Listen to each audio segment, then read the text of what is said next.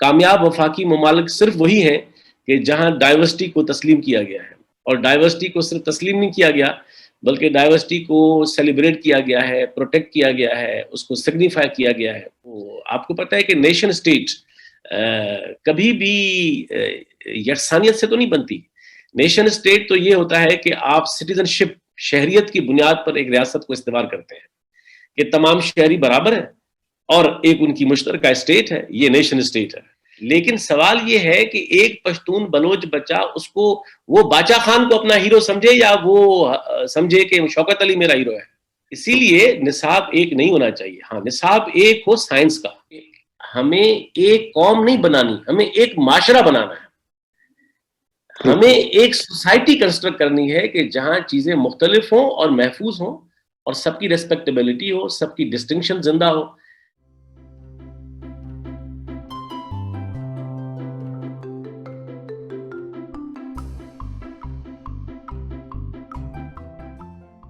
السلام علیکم ناظرین، پروگرام بات سے بات میں بلال نقیق کی جانب سے آپ سب کو خوش آمدید۔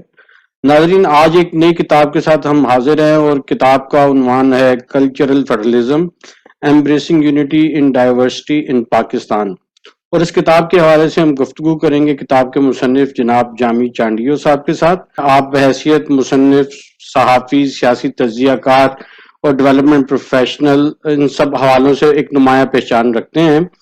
السلام علیکم جامی صاحب، کیا حال چال ہے؟ بلال صاحب کیسے ہیں آپ؟ خیریت؟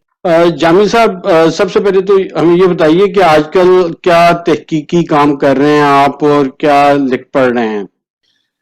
بلال صاحب، میرے ٹیبل پر جو اس وقت، بلکہ اس وقت تو نہیں، کچھ پچھلے 2-4 سالوں سے جو 2 بڑے کام ہیں، بلکہ 3 کہوں میں، تو وہ 3 کتابیں ایک ساتھ ہی چلتی رہیں۔ اس میں ایک بڑا کام جو ہے وہ میں نے مکمل کر لیا ہے پوری طرح سے، وہ ہے کہ ایک بڑی ضخیم کتاب ہے federal history of British India and Pakistan, کیونکہ آپ کو پتہ ہے کہ پارٹیشن کے جو محرکات، ڈائنامکس تھے اور وجوہات تھیں، اور پھر پاکستان کی سیاسی تاریخ، اس کے بارے میں آپ کو پتہ ہے کہ بہت کمپیٹنگ نیریٹیوز ہیں، اور ہارڈ کور رائٹ ونگ کے پاس اپنا نیریٹو ہے کہ یہ سب کچھ ریلیجن کے لیے ہوا تھا، ماڈریٹ رائٹ ونگ کے لیے کچھ اور نیریٹو ہے، سینٹر کے لیے کچھ اور نیریٹو ہے، اور لیفٹ اور پروگریسو کے لیے اپنے اپنے نیریٹوز ہیں۔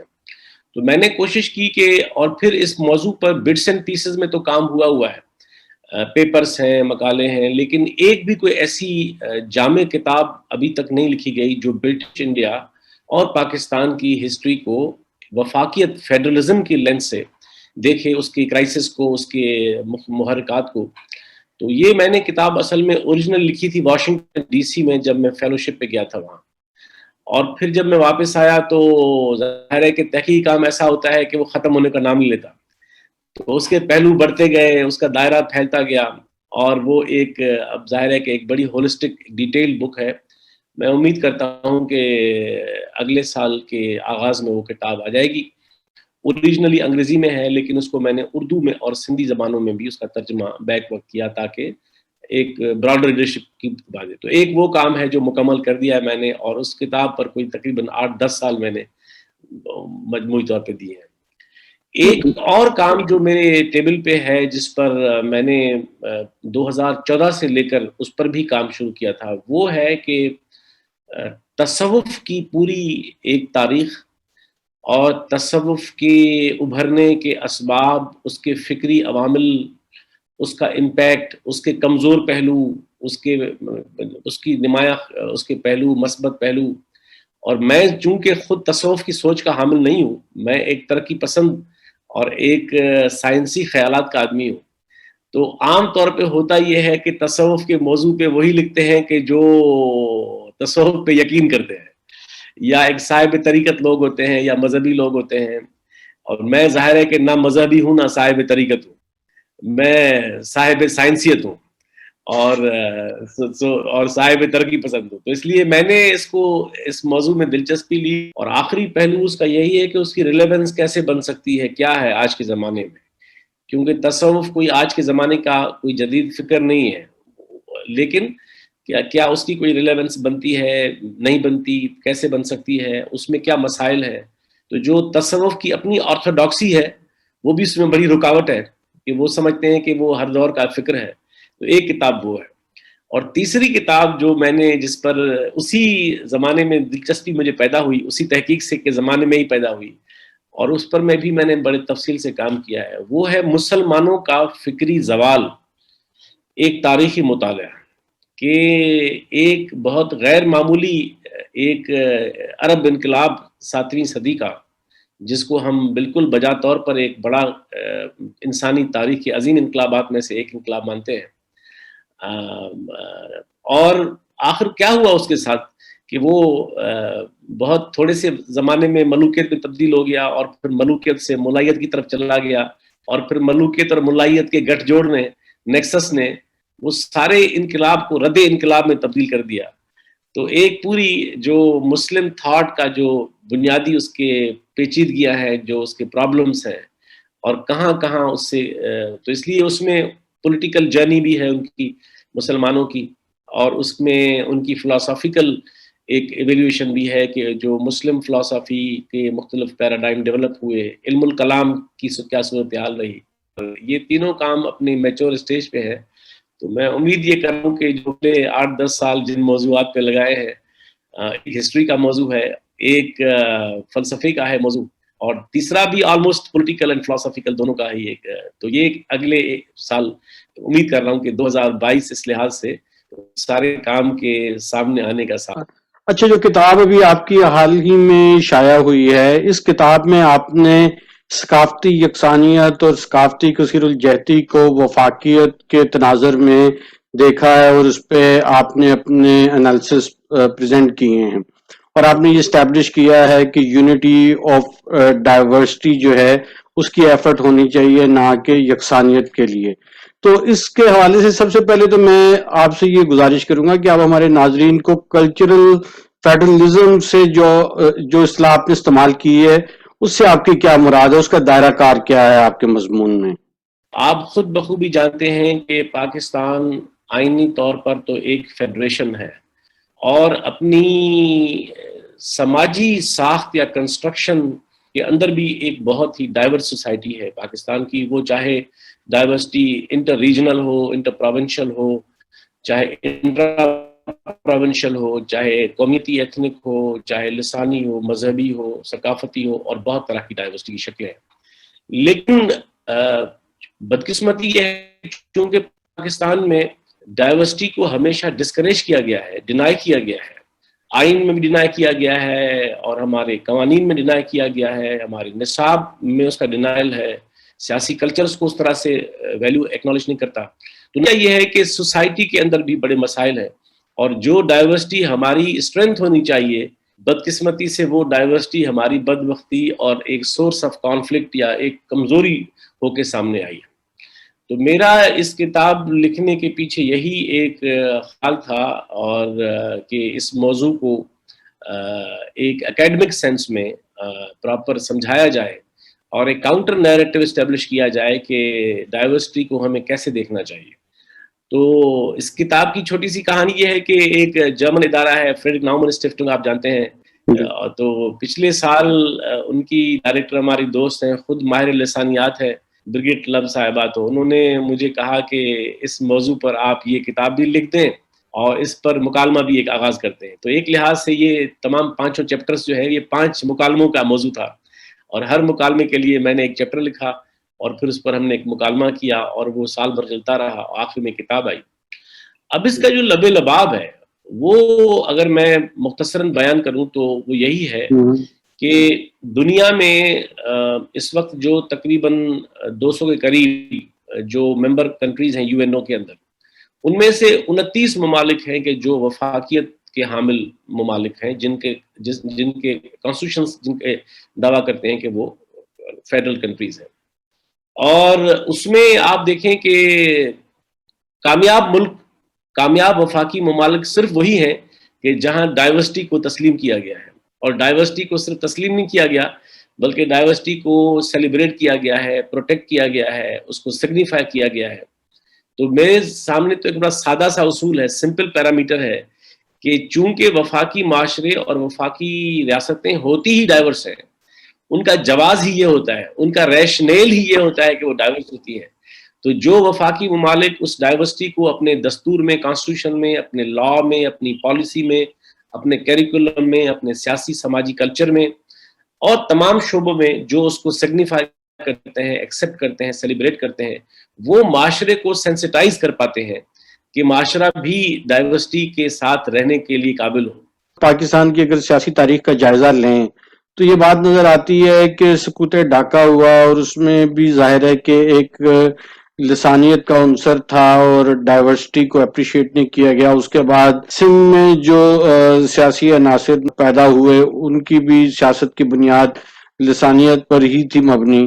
تو آپ یہ سمجھتے ہیں کہ جو اتنی بھاری قیمت ہم ادا کرتے ہیں یکسانیت لانے کے لیے اور یہ جو یونٹی آف ڈائیورسٹی ہے اس کو اپریشیٹ نہیں کرتے، تو اس میں کون سی وجوہات ہیں کہ ہم ابھی تک اس پہ قائل نہیں کر سکے بحیثیت ریاست؟ بلال صاحب دیکھیں، اگر آپ پاکستان کے قیام کو دیکھیں تو جو مختلف مذہبی بیانیے ہیں وہ اپنی جگہ پر، لیکن اگر سادہ سا ایک اصول یا سبب ہم تسلیم کر لیں تو یہی تھا کہ پارٹیشن کے پیچھے بھی ڈائیورسٹی کا پہلو تھا کہ پرماننٹ میجارٹی اور پرماننٹ مینارٹی کے اندر ایشو سیٹل نہیں ہو پائے اور اس طرح کا کوئی دستور متفقہ نہیں بن پایا کہ جس پر وہ بات چل پڑتی.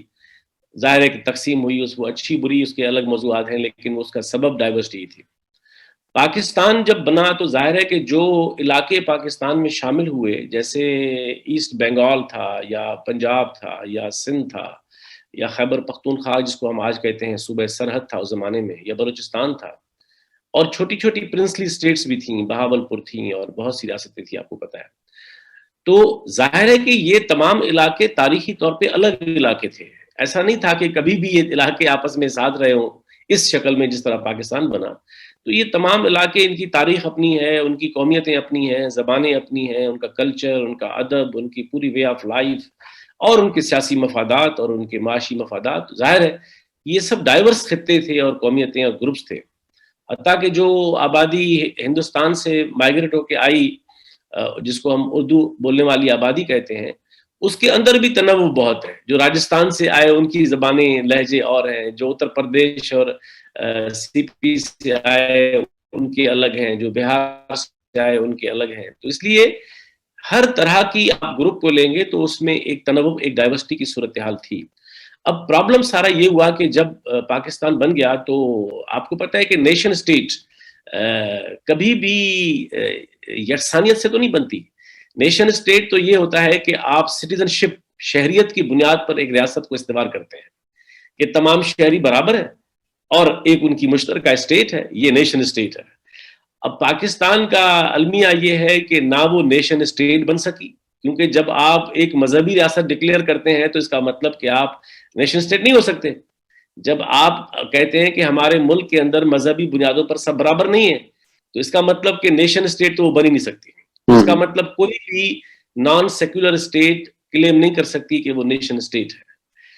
ایک اور آپشن ہے، وہ ہے وفاقیت کا. تو وفاقیت کبھی آپ بن ہی نہیں سکتے، فیڈرل ملک آپ ہو ہی نہیں سکتے جب تک آپ ڈائیورسٹی کو تسلیم نہ کرتے ہوں. دنیا کی کوئی فیڈریشن لے لیں آپ جہاں ایک قومی زبان ہو ہی نہیں سکتی.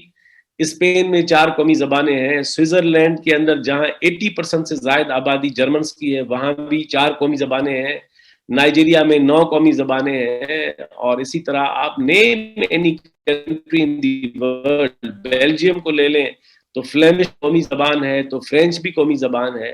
آپ کینیڈا چلے جائیں تو کینیڈا کے اندر جو کیوبیک ہے وہاں انگریزی آپ کو سننے کو نہیں ملتی اس طرح سے، وہ سب فرینچ زون ہے اور ہے ملک ایک ہی. تو ظاہر دنیا میں اسی طرح آپ جائیے کانگو، سوڈان جن کو ہم بڑے غریب ممالک سمجھتے ہیں، ایتھیوپیا، تو وہاں بھی کوئی ایک قومی زبان نہیں ہے. رشیا ہے، پچھلا USSR تھا، اور کوئی بھی آپ نام لے لیں کسی ملک کا. جرمنی ہے، جہاں جرمنی کی مثال میں اس لیے دیتا ہوں کہ آپ دیکھیں کہ صرف 7% مائنورٹیز ہیں، اب جا کے وہ 8% ہو گئی ہیں امیگریشن کے ہونے.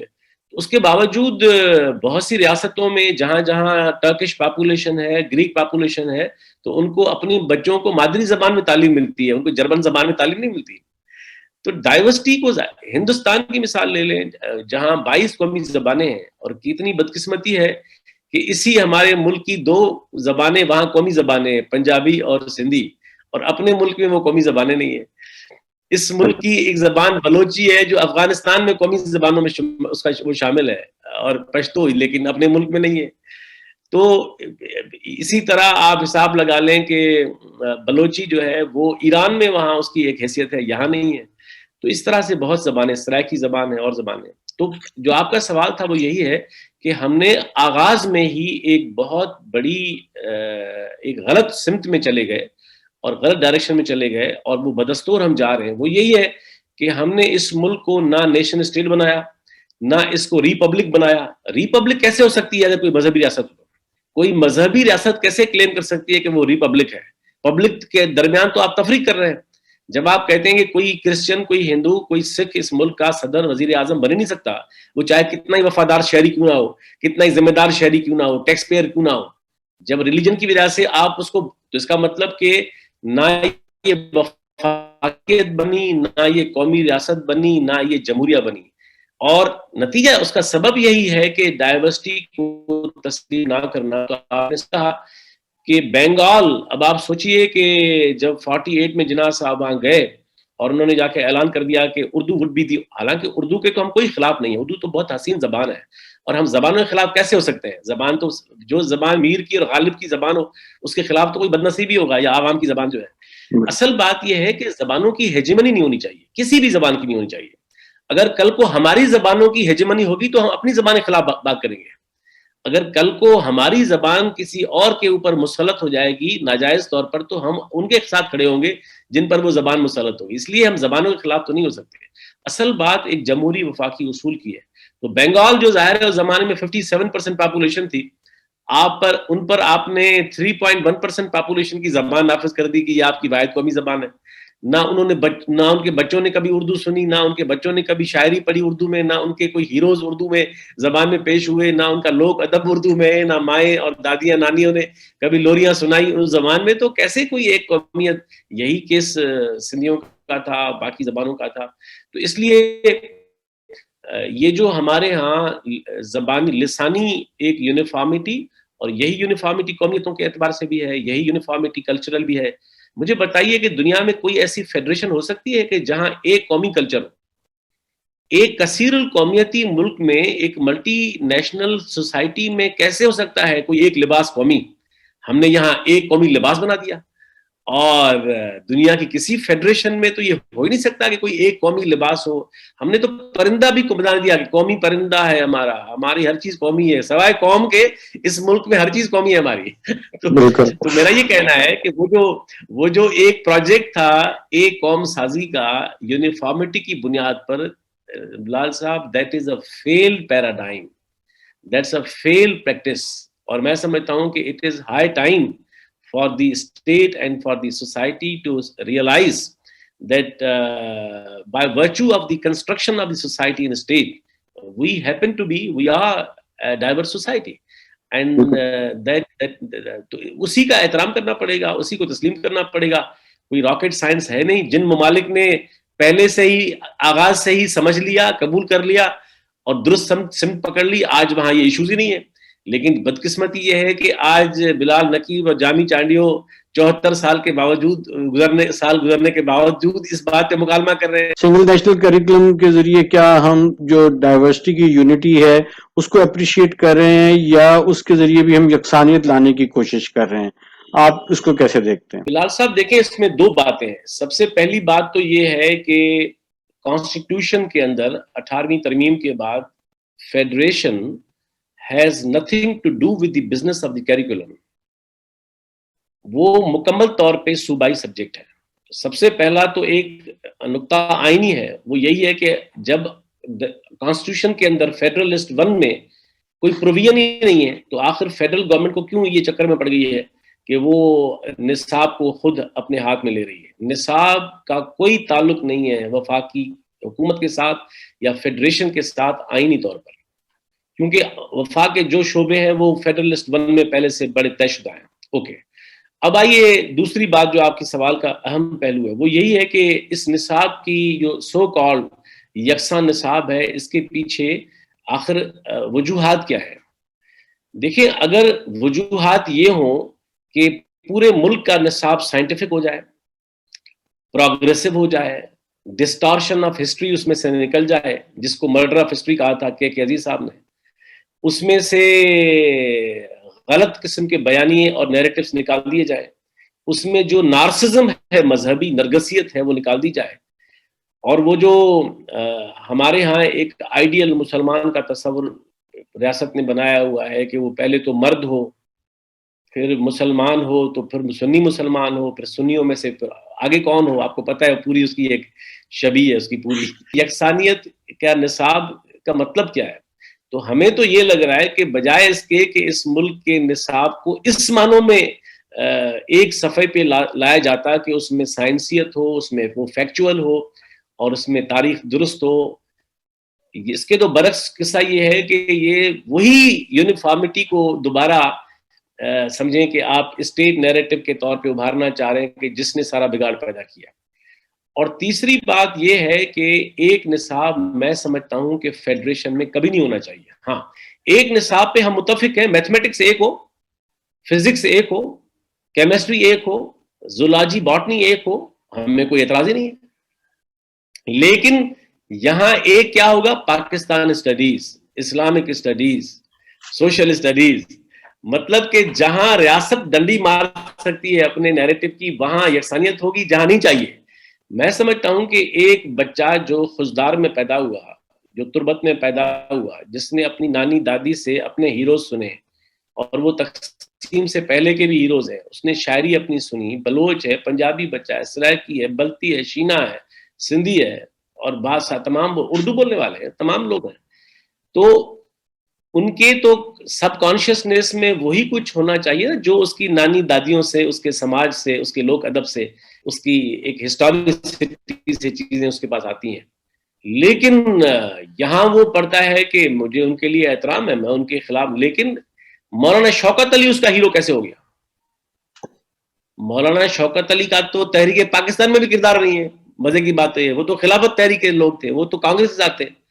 مطلب مولانا محمد علی جوہر کا آخر کیا رول آپ دیکھتے ہیں کہ جس میں آپ کا ہیرو، مجھے ان کے لیے احترام ہے، لیکن سوال یہ ہے کہ ایک پشتون بلوچ بچہ اس کو، وہ باچا خان کو اپنا ہیرو سمجھے یا وہ سمجھے کہ شوکت علی میرا ہیرو ہے؟ جو تو اسی لیے نصاب ایک نہیں ہونا چاہیے۔ ہاں، نصاب ایک ہو سائنس کا، یا ہسٹری کے ڈسٹارشنس نہ ہو، باقی ادروائز شاعری، ادب اور ہسٹری، سوشولوجی اور ویلیو سسٹم، وہ تو آپ کی رگوں میں ہے، آپ کی ہسٹری میں ہے، اسی لیے ہر بچے کو وہ اپنے سماج سے لینے چاہیے۔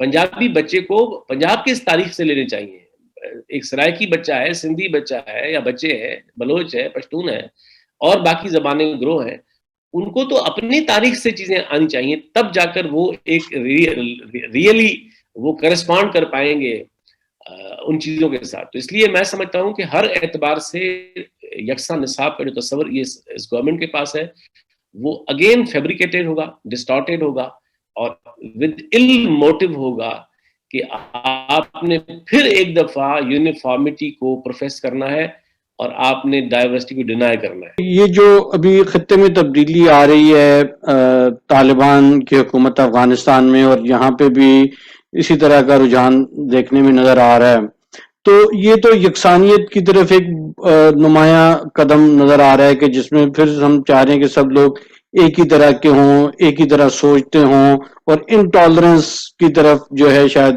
ہم بڑھتے نظر آ رہے ہیں۔ تو آپ کو کیسے نظر آ رہا ہے کہ یہ چیزیں ہم پر کیسے اثر انداز ہوں گی فیوچر میں؟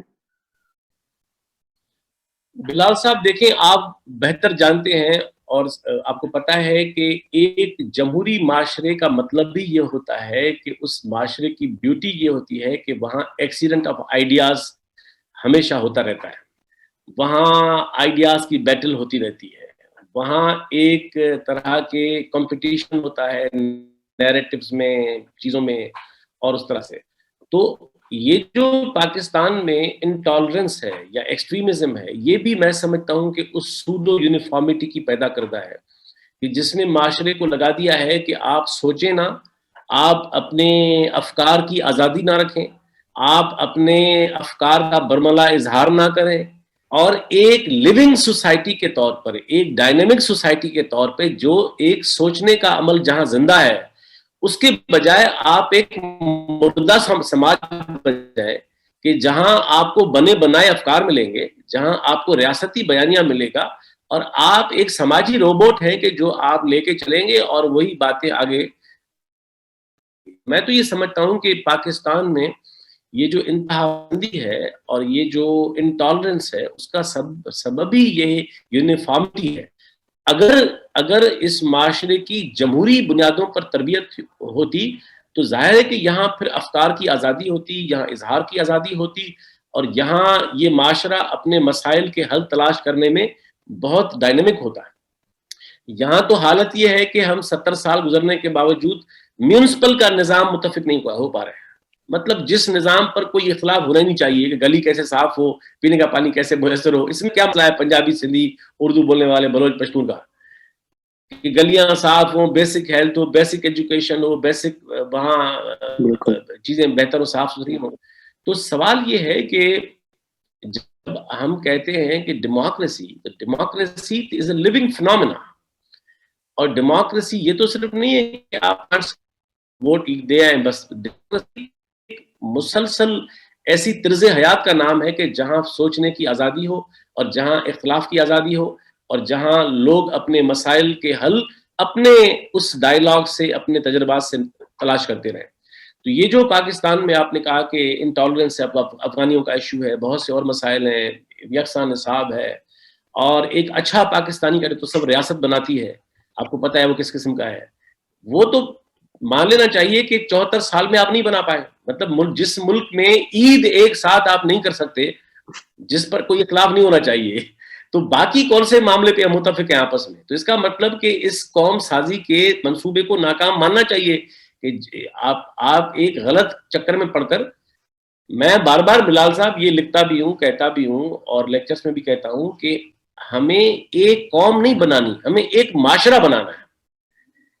ہمیں ایک سوسائٹی کنسٹرکٹ کرنی ہے کہ جہاں چیزیں مختلف ہوں اور محفوظ ہوں، اور سب کی ریسپیکٹیبلٹی ہو، سب کی ڈسٹنکشن زندہ ہو. تو اس لیے اب چکر یہ ہے کہ ہم ایک مہذب جمہوری معاشرہ بنانے کے بجائے ہم نے ایک سوڈو نیشن بلڈنگ کا پروجیکٹ ہاتھ میں لیا ہوا ہے، اور نتیجہ یہ ہے کہ وہ ملی نغموں سے بن نہیں سکتا.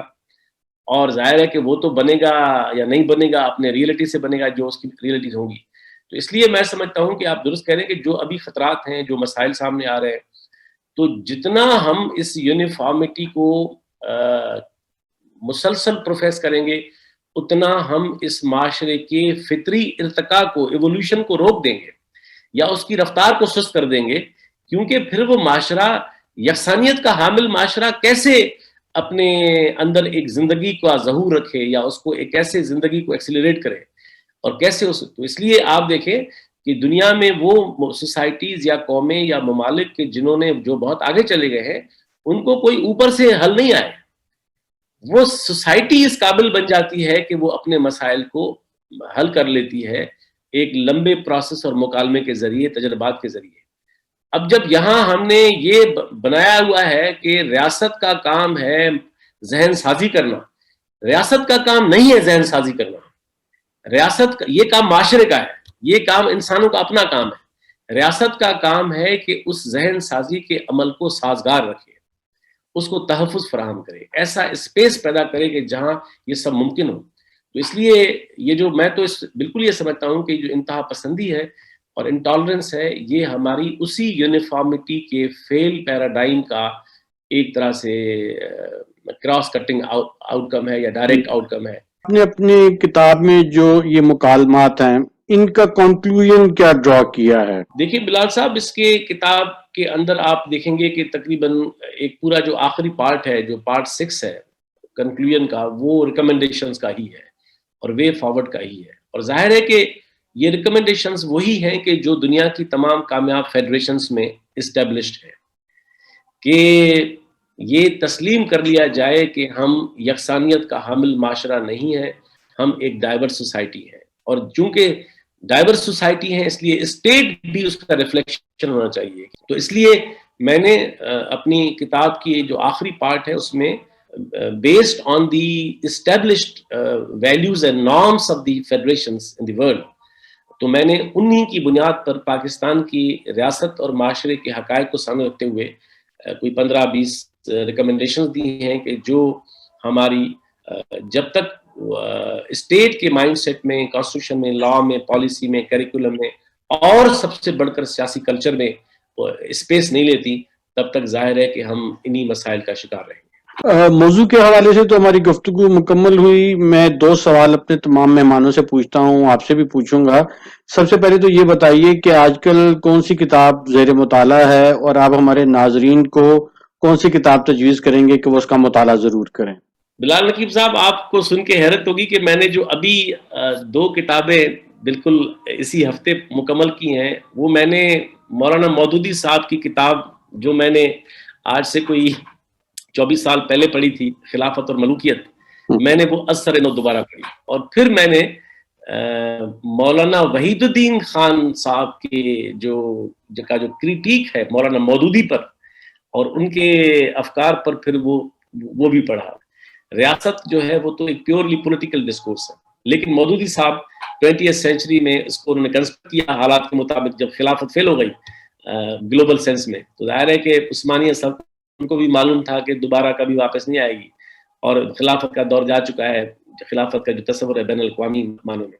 تو پھر مودودی صاحب نے بڑی ایک سیاسی اعتبار سے، کیونکہ وہ بیسیکلی مذہبی اسکالر کے ساتھ ساتھ مذہبی سیاسی اسکالر ہے بیسیکلی، تو ان کی یہ کتاب بڑی دلچسپ ہے اور اس پر مجھے تنقید بھی بہت ہے. اس کے کوئی دلچسپ پہلو بھی ہے، میں نے کتاب کو میں نے اپریشیٹ بھی کیا بہت سے اعتبار سے. پھر مولانا وحید الدین خان جو اصل میں انہی کے افکار سے ڈیولپ ہوئے آپ ابتدائی طور پر، اور پھر آگے جا کے انہوں نے مولانا مودودی سے بالکل ہی نااتفاقی کی، تو پھر میں نے ان دنوں یہ 2 کتابیں مکمل کی ہیں اور سلسلہ ابھی جاری ہے.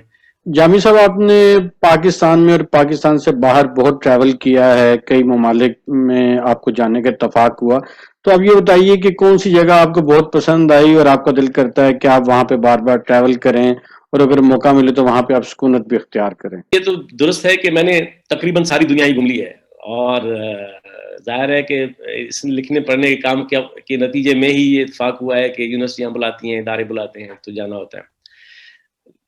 میں مستقل رہائش تو دنیا میں اور کہیں اختیار نہیں کرنا چاہتا، نہ کبھی میں نے سوچا ہے، نہ کبھی میرا ارادہ ہے، کیونکہ جو میرا معاشرہ ہے، اچھا ہے برا ہے، مجھے رہنا اسی کے اندر ہے، اور جو بھی کوئی تھوڑی بہت صلاحیت ہے وہ وہیں کام میں لانی ہے.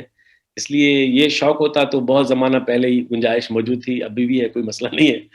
تو ہاں یہ ضرور ہے کہ میں چونکہ بہت سفر کو پسند کرتا ہوں، اور خود ایک بہت ہی جس کو ہم سندھی میں رولاک کہتے ہیں، تو بہت ہی پنجابی اور سندھی میں ایک پہلی ہے کہ جو شخص بہت سفر کرتا ہے کہتے ہیں اس کے پاؤں میں بلیاں ہیں، تو ہمارے واقعی پاؤں میں بلیاں ہیں اس اعتبار سے. تو مجھے ایسا نہیں ہے کہ میری مزاج میں چونکہ یکسانیت ہے ہی نہیں تو مجھے کوئی ایک ملک پسند ہو یا ایک خطہ پسند ہو، ایسا بالکل نہیں ہے. مجھے جہاں یورپ بہت پسند ہے، اس کے اندر کے ڈائیورسٹی اور مختلف ممالک بڑے پسند ہیں. وہاں مجھے نیپال بڑا پسند ہے، غریب سا ملک ہے اور پہاڑوں کے مطلب وہاں کوئی جو سب سے بڑا شہر ہے وہ بھی حیدرآباد سے بھی چھوٹا ہے، اور تو ملتان سے بھی چھوٹا ہے وہ. تو مجھے بہت سے خطوں کے بہت سے پہلو پسند ہیں. تو مجھے یورپ میرے کے اندر بہت شہر ہیں کہ جو مجھے دل کہتا ہے کہ بار بار وہاں جائیں، رہیں اور وہاں بڑی لمبی جو ہے وہ سفریں کریں. اسی طرح مجھے ہندوستان بہت پسند ہے اور میں ہندوستان بہت گیا بھی ہوں. مجھے ابھی بھی بہت شوق ہے، اب ویزا بند ہو گئے ہیں، کہ لکھنؤ جانا. لکھنؤ کے بارے میں غالب نے کہا تھا کہ وہ ہندوستان کا بغداد ہے. تو مجھے ابھی بھی، میں آگرہ گیا ہوں، دلی گیا ہوں، کلکتے گیا ہوں، پٹنہ گیا ہوں اور الہ آباد گیا ہوں اور بہت سے علاقوں میں نے گھومے، علی گڑھ گیا ہوں. لیکن ابھی بھی حیدرآباد، دکن ہے، لکھنؤ ہے، ایسے بنارس مجھے اس کا جانے کا بہت شوق ہے. اس طرح بہت سے علاقے ہیں. تو میری جو پسندیدگی ہے وہ کسی ایک خطے تک محدود نہیں ہے، وہ مجھے دنیا جہاں اچھا لگتا ہے. اور اس میں یہ ہے کہ جہاں اس کے اندر پلیسز ہیں، یورپ کے اندر بھی ہیں، اور ویسے مجھے سب سے کم پسند امریکہ آیا. اچھا. ہوں. حالانکہ میں رہا بھی ہوں، میں نے فیلوشپ بھی وہاں کی. اس کا ریزن یہ ہے کہ وہ ایک مصنوعی معاشرہ ہے، نہ جہاں کی تاریخ ہے، نہ جہاں یورپ کی طرح آپ کو اس طرح کی ہسٹری ملتی ہے، نہ آپ کو روایات ہیں. جامی صاحب، میں اپنے ناظرین کی جانب سے آپ کا بہت شکریہ ادا کرتا ہوں. بہت شکریہ اللہ صاحب.